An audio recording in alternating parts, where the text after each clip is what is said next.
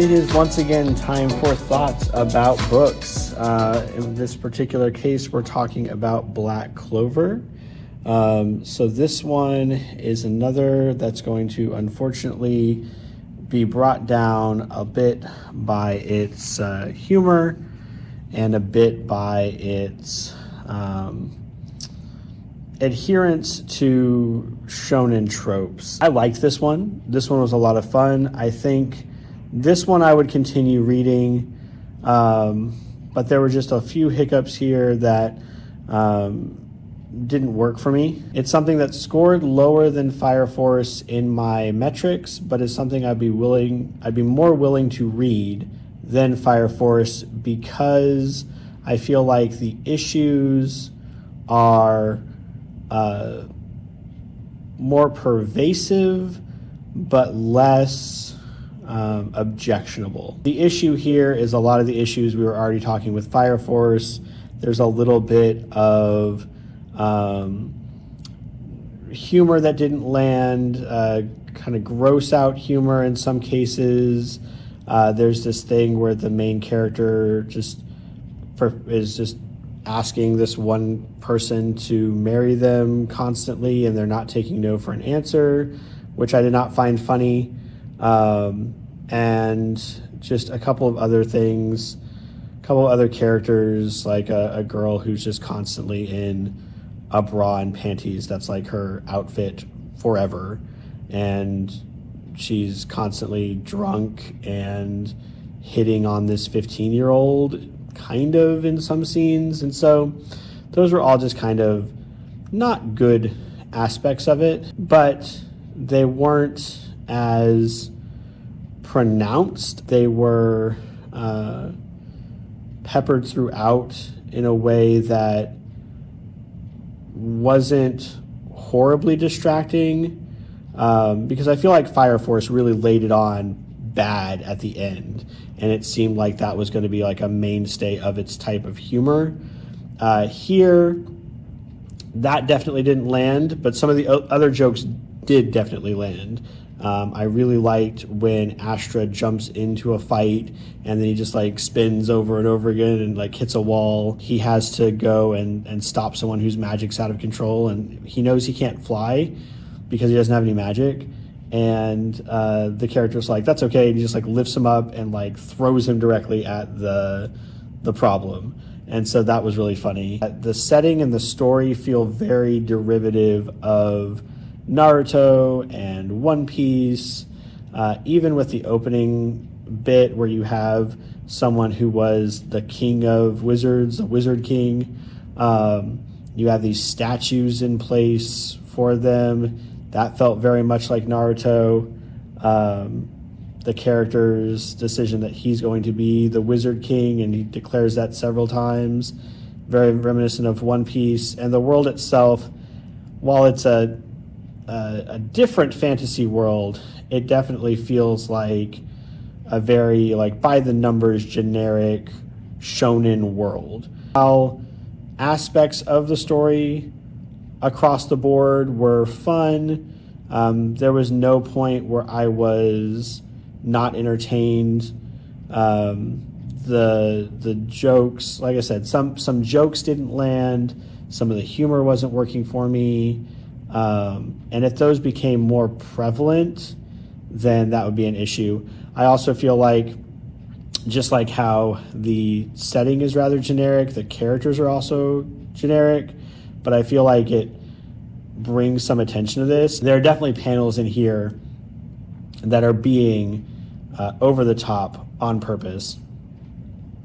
There's a point where Astra is like helping someone up after they've just like reconciled and become friends, and there's a literal rainbow behind them as he is helping them up off the ground. Very few parts that were taking me out of it.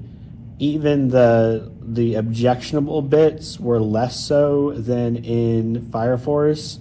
It's just that Fire Force, I feel, had the much more unique setting, did a little bit more with establishing the core characters and their relationships, but if you look at it as kind of like a plot progression, they are also very similar. These are very typical shonen series. The art here was also a bit messier than some of the other art I've been seeing. It worked well for the action scenes, which was what I feel like was the priority. A lot of my notes read like, this almost worked. Characters are over the top, but it's entertaining. Like, every positive and negative kind of go hand in hand. Like, the world is fun, but not very original. There's always a trade-off for the positive things that are happening. Ultimately, this scored a 52 from the Compile method, which puts it at a 7.43 out of 10. Which I feel is deserved. A fun ride, fun characters. I would like to see where the story goes. I do feel like the end, it left off in a part where I'm like, I want to see what happens next. I want to keep going along with these weirdo characters.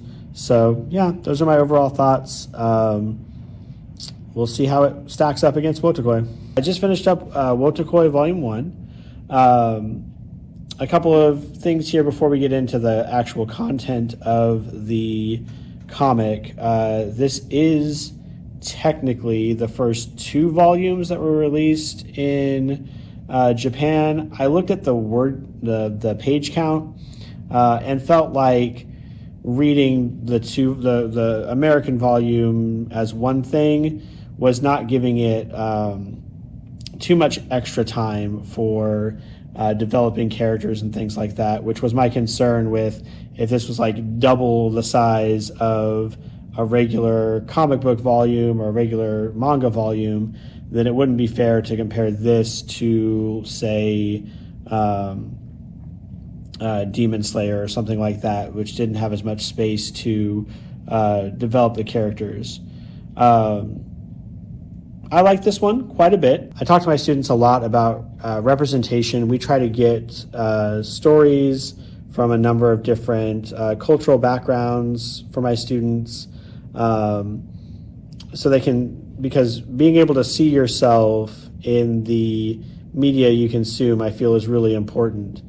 And while we do talk to them as well about how you don't have to go through the exact specific situation that the characters in the book are going through to be able to identify with it, but it is nice to see yourself in the things that you read. And so one of the things I really liked about Wotakoi was just being able to see the otaku culture romance story.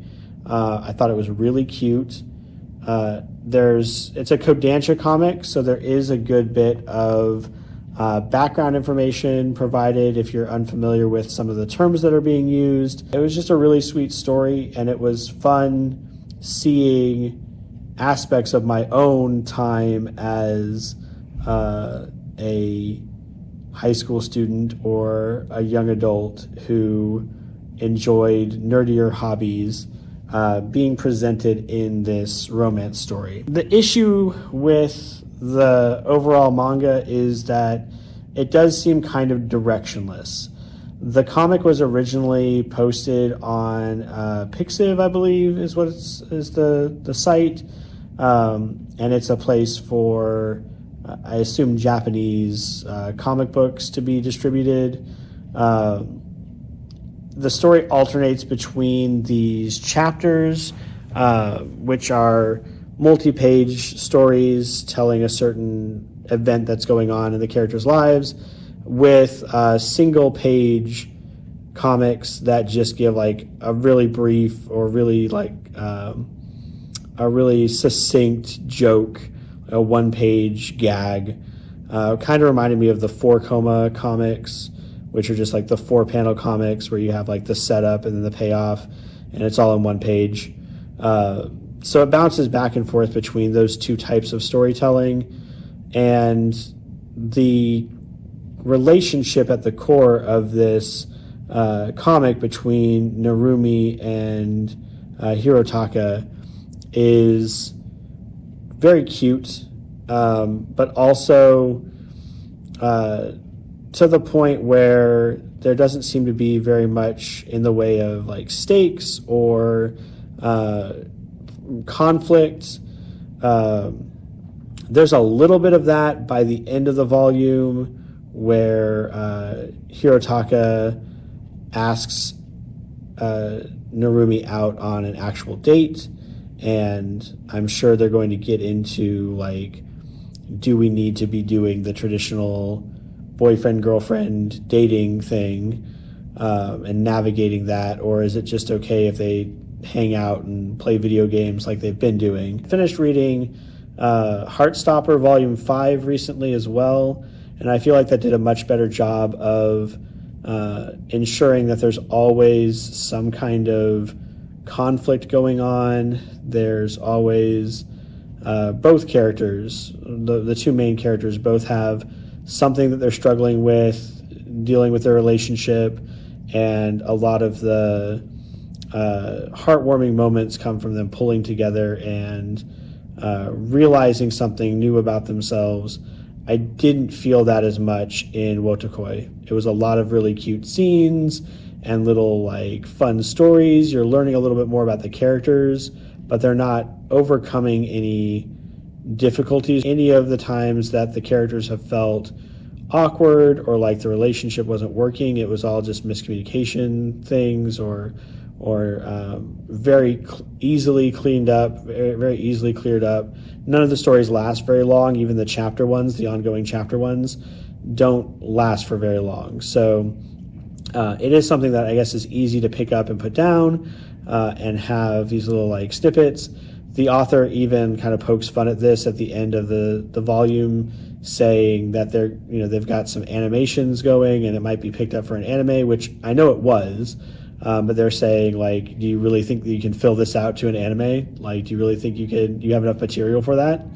And so I feel like that was some self-aware humor in that it is kind of just these really quick snippets of the relationship and not like a more cohesive plot.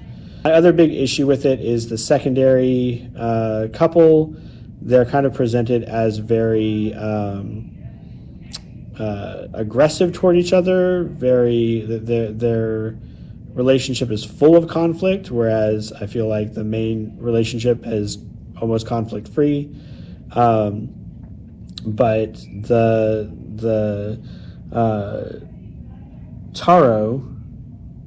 it's Taro and Himiko. So Taro and Himiko are the secondary relationship. And Taro is just rude. I think he is a jerk, and I don't really like the way that he treats his girlfriend, like consistently calling her ugly. And it would be one thing. It's one thing when they're doing it back and forth, and it's kind of like an element of the relationship that they're just like constantly ribbing each other. But there are points in the comic where it makes it very clear that she is not happy with this. This makes her upset, and he just keeps on with it. And so I did not like that relationship as much. Overall, I gave the characters a 9 because of that misstep with the secondary relationship. Setting got a 9. It's just modern day Japan. I like the way that it played around with some like the dating sims tropes and things like that, and some of the meta humor, but it's mostly straightforward. Plot took a little bit of a dive, was a little bit lower. Art and writing was fairly solid. Like I said, it kind of alternates between these two types. Intrigue is where I kind of pulled it back from, pulled the numbers down, because I felt like because it wasn't inserting a lot of conflict, there wasn't a lot to look forward to. Relationships get an 8 again because of that secondary relationship that I don't care for. And overall enjoyment, I was having fun with it. I put a 9 for overall enjoyment, which ends up the total being a 59, which on a 10-point scale would be an 8.42. So it does beat out Black Clover by a good bit. and it will be up against Witch Hat in round 2. We shall see. I'm going to continue with the round 1. The next matchup is Hell's Paradise versus Is It Wrong to Pick Up Girls in a Dungeon? Those seem like they're going to be very different comics. And so, yeah, still looking forward to it. Still having fun with these. Hopefully you are enjoying the wrap-ups as well. And until the next one, take care.